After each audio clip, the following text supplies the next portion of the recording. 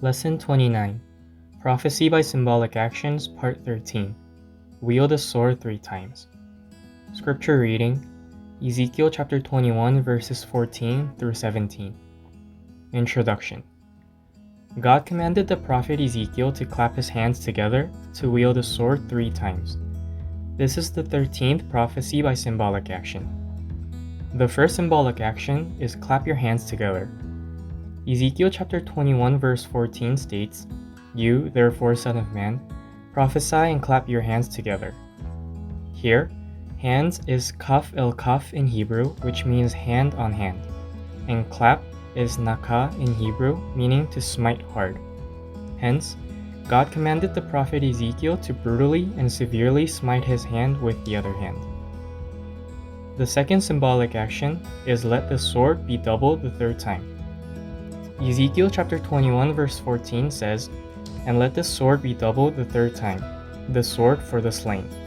It is a sword for the great one slain which surrounds them." Here, double is kaph in Hebrew, meaning doubled over or repeat. In Hebrew expression, repeating something 3 times is a very special and superlative expression. God commanded Ezekiel to wield the sword 3 times. Number 1. Meaning of the symbolic action. First, clapping the hands represents God's wrath. Ezekiel chapter 21 verse 17 states, "I will also clap my hands together, and I will appease my wrath. I, the Lord, have spoken." God's wrath is expressed through wielding the sword 3 times. Wielding a sword 3 times signifies the merciless slaughtering. Ezekiel chapter 21 verse 27 describes the killing as a ruin, a ruin, a ruin, I'll make it. The 3 is significant because it warns that the merciless deportation to Babylon is on its way the 3rd time, since the 1st and 2nd deportations have already taken place. Second, this sword is for the great one slain. God said in Ezekiel chapter 21 verse 14, "It is a sword for the great one slain which surrounds him." Here, great one is referring to King Zedekiah.